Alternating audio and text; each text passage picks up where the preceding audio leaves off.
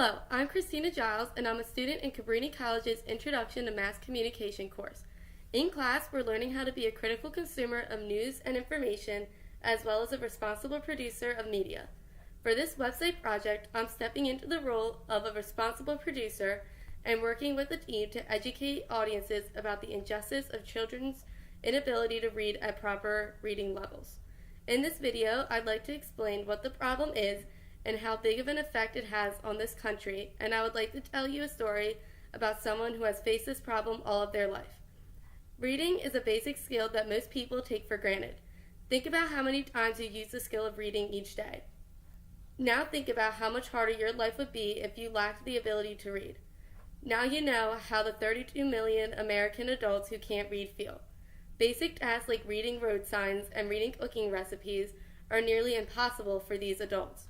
If you take a closer look into the issue, you will see this problem leads back to a person's years in elementary school. Many children in poverty live in homes and attend schools that lack the resources to properly teach children how to read. Without learning how to read, children are automatically, through no fault of their own, set down a negative path that makes basic living a struggle. According to the Department of Justice, the link between academic failure and delinquency, violence, and crime is welded to reading failure.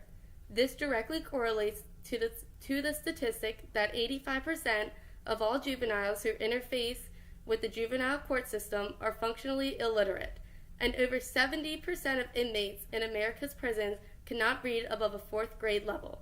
Shirley Ashley is a woman who, at the age of 55, just received her certification from her adult education class.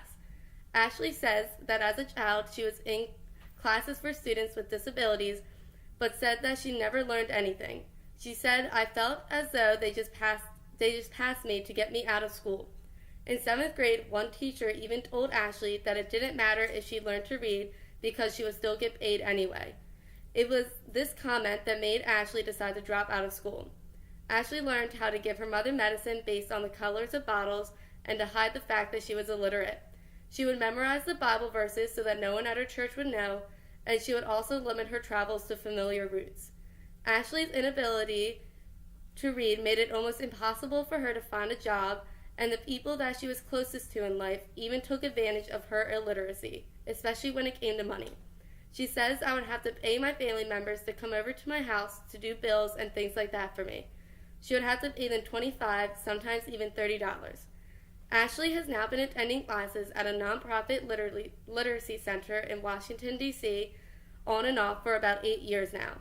She initially tested at the kindergarten reading level and is now reading at a 2nd grade level. She says that basic things are becoming easier for her to read, and she says that she feels awesome about it. I'd like to encourage you to become more educated on this topic by visiting the Children's Defense Fund online at thechildrensdefensefund.org. The more we all know, the more we can use our voices to bring about change in the service of these children in our society.